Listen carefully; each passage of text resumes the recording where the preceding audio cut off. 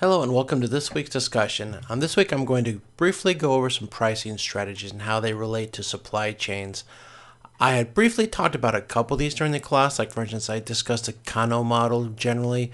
However, I'm going to provide a little more overview into how the Kano model can be used to understand how pricing is affected by demand.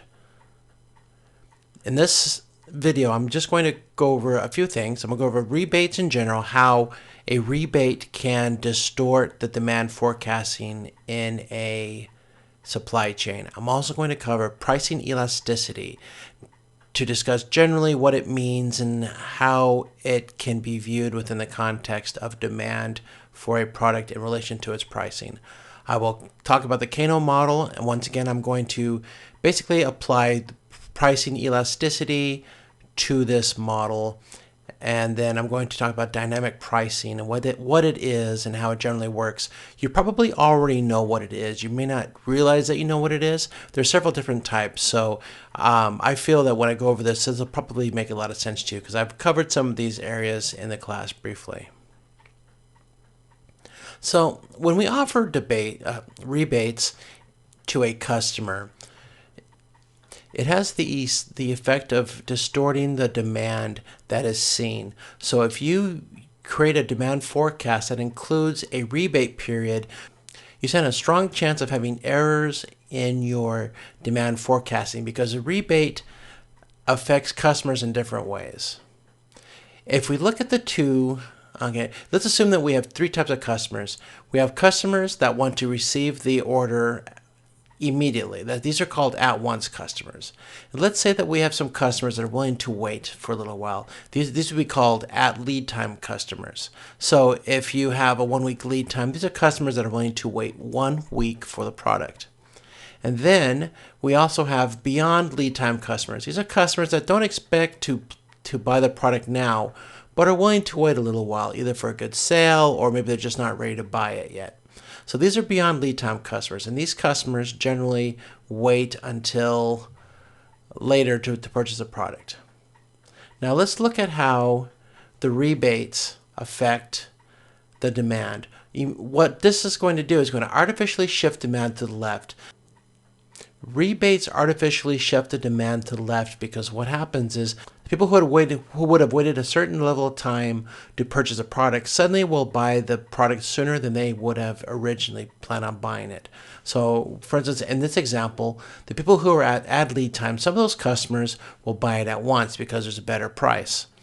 And then the beyond lead time customers would do the same thing. They would shift it maybe to at once. So you would see this quickly sloping curve where more people would buy it in the short term than wait in the long term. So this has a drastic effect of basically increasing the demand in the short term for a product at the expense of long-term demand.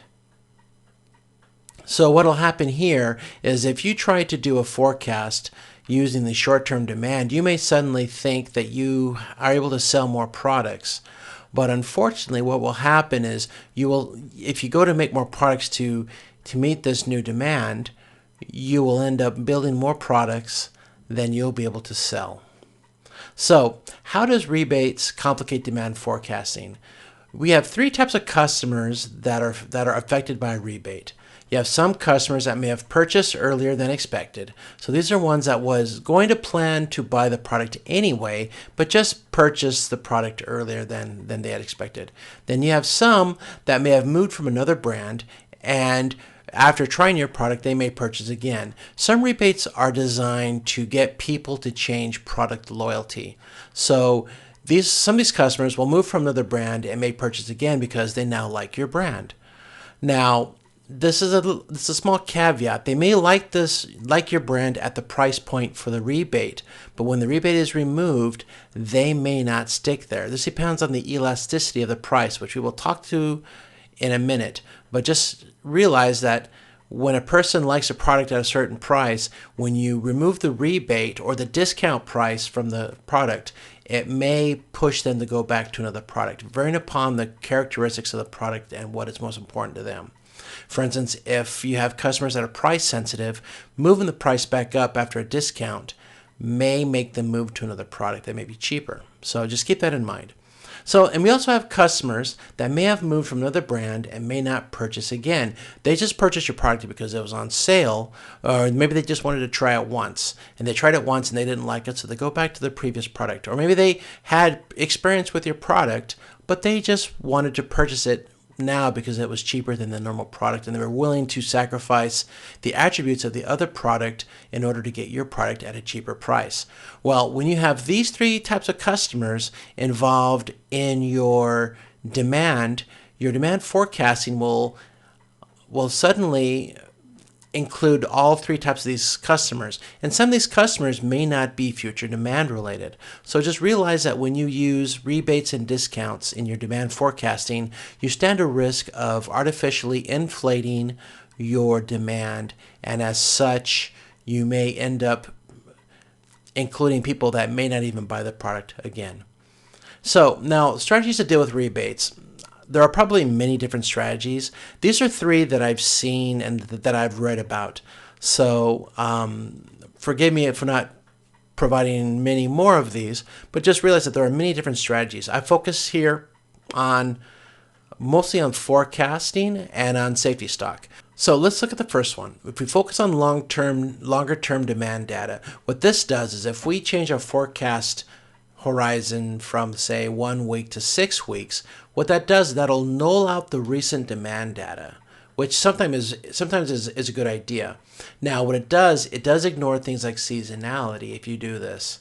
But this also includes consumers who move from another brand and who will purchase again in your product. Actually, that should ignore customers who move from another product, from another brand and who will purchase again. So basically what happens is if you focus on longer term demand data, you'll basically null out all the differences in demand that you have now. So consumers who have moved from another brand and who will purchase again may be ignored, or they may not have as much effect on the demand forecast. In a highly price elastic product, this may be dangerous because you may discount the new demand from the price decrease. So now sometimes you also have people who just ignore the rebate related demand. If you have, let's say if you have a 2-week forecast and you have a rebate on 1 day, you may just ignore that 1 day's data, which is fine. But once again, it nulls out recent demand, but it also, once again, ignores consumers who moved from another brand and who will purchase again, but also ignores number of consumers who have migrated from another product. So you may also find out that you may discount more of the demand than expected. And then the last one is you increase your safety stock. Basically what you're going to do is you're going to use the safety stock to absorb the temporary increase in demand. And then once you get the demand stabilized by bringing the price back up, then you just ignore the demand that occurred and then readjust when you get a better demand forecast later. So let's say if you have a demand forecast of 2 to 3 weeks and your demand is 10 per week, and suddenly with a rebate it goes up to 15, you may ignore that, use your safety stock to absorb the extra 5. At which point what you would do is, let's say over time it increases to 12, you would just provide the safety stock to keep up that certain level of demand until you get a more robust demand forecast for that period. That includes the new people who have migrated to your product. Once again, this also deals with price elasticity, which I will cover in a minute. But there are short-term costs because now you're using safety stock, which can be a bit expensive to maintain and replenish. Safety stock, if you use safety stock quicker than you can replenish in a short-term rebate, you may end up having to have more safety stock than you normally would have. So therefore, you would have an increase in short-term costs. Now, pricing elasticity. We also call it the pricing elasticity of demand because it's the pricing elasticity as related to demand. You'll hear it being called both things. So basically what this is a measure that shows the responsiveness of a quantity of a product or service that is demanded when prices change and nothing else is affected.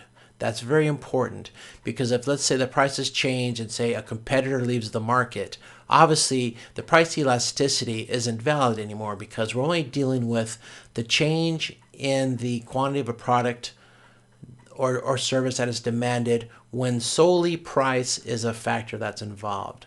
So elastic products have a high change in demand with a small change in price. So let's say if we increase the price by $1 and the demand decreased by $6 or $7, that's a very elastic price change. So we would say that is high price elasticity.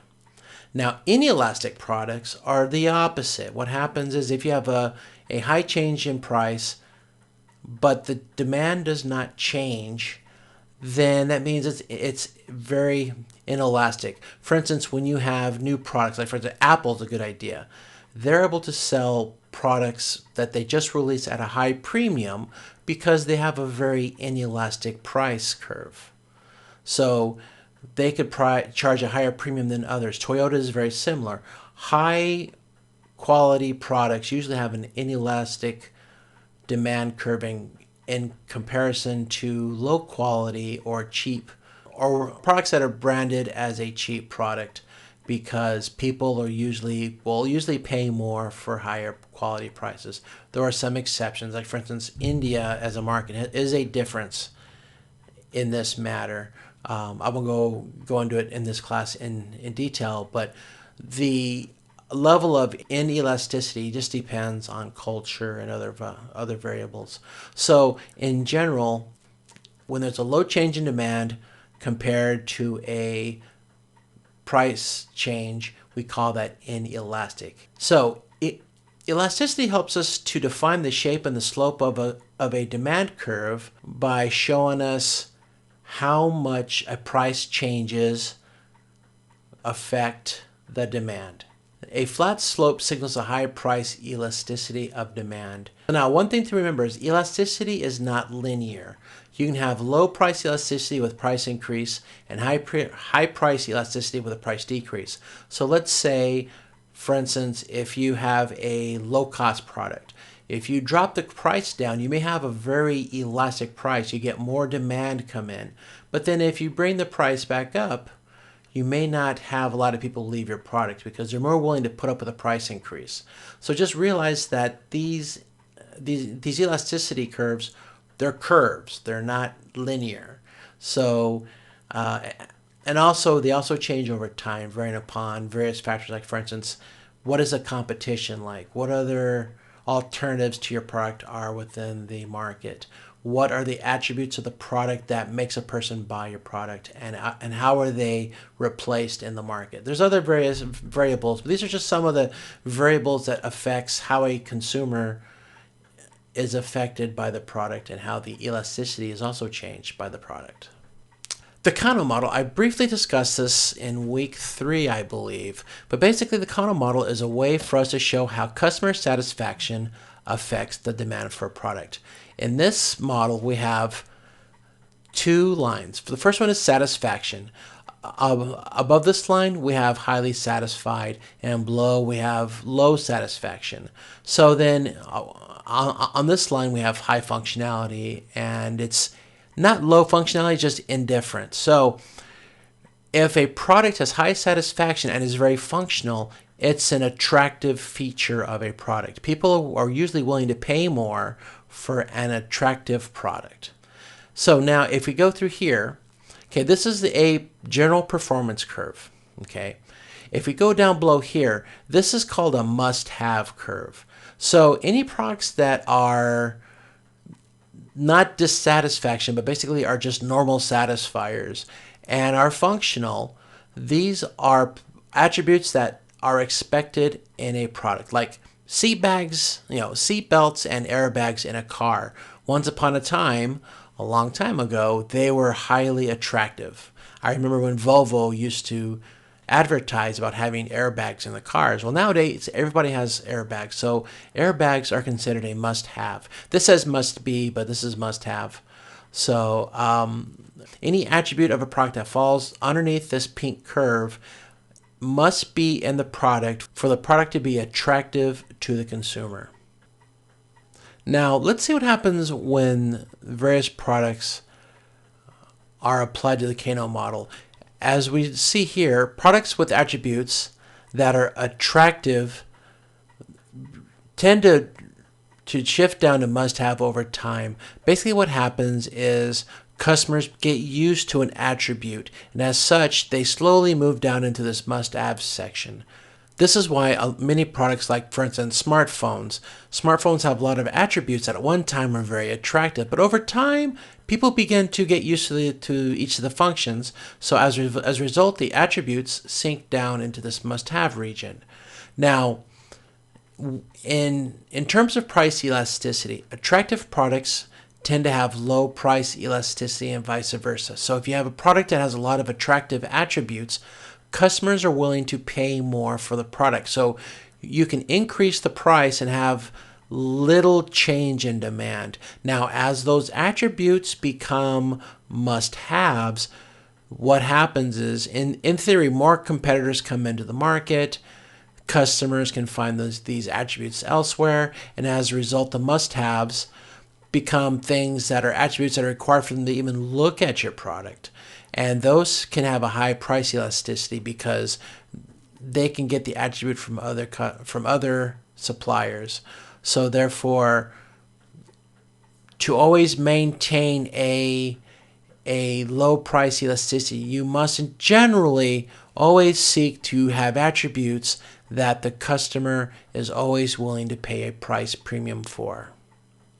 Now, in some cases, it's not always the attributes of the product itself. Like, for instance, if you have high reliability, let's say you're selling generators to a hospital, the hospital needs to have electrical power at all times, they will pay an extra premium for high reliability because the risk of that generator going out is very damaging for a hospital that may have people on life support and everything else.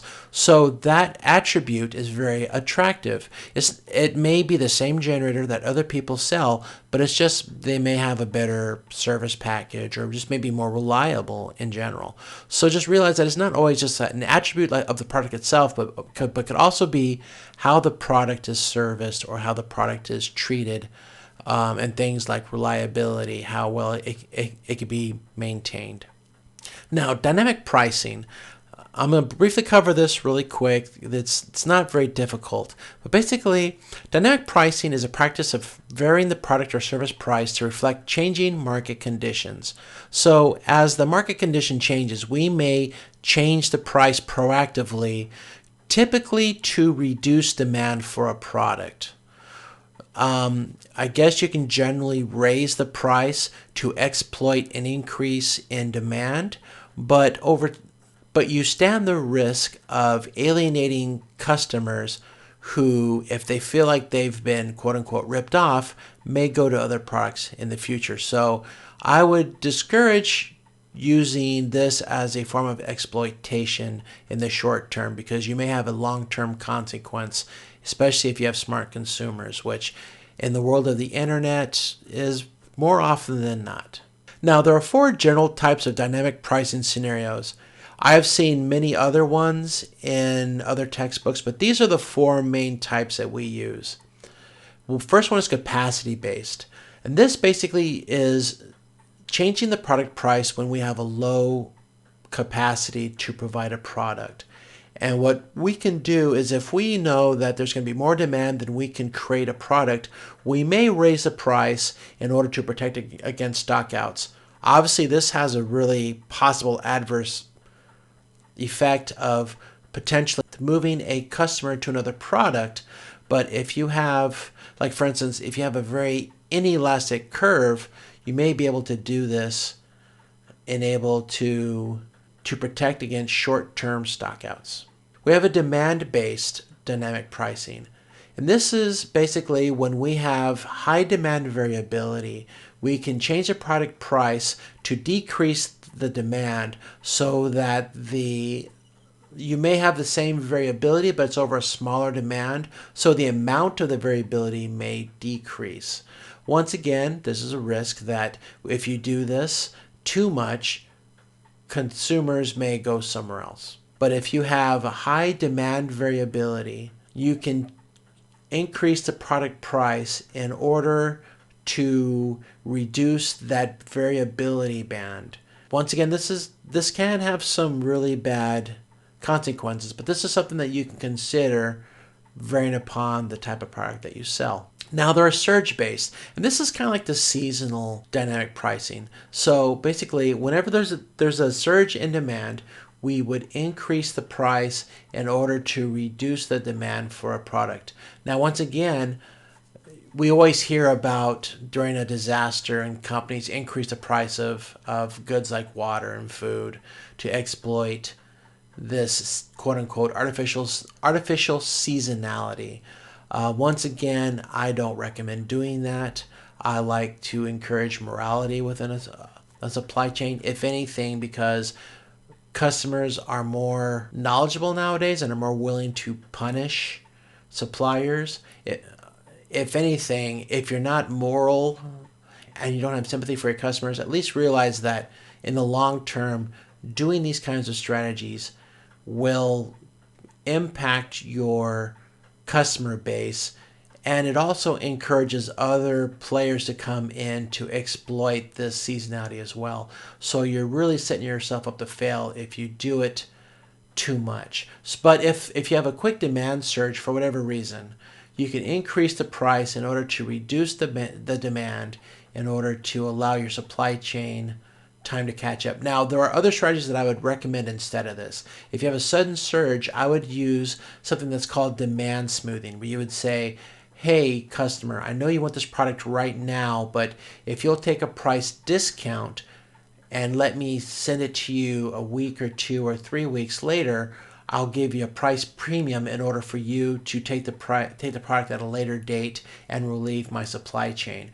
I recommend those kinds of strategies more than I recommend this, but this can be done if you have no other choice. Now, in the time-based one, this is more rational in my opinion, but basically if you have a low forecasting time span, you're able to change the product price more dynamically because you're more able to react to demand levels quicker than say a competitor that has a larger time base in their forecasting.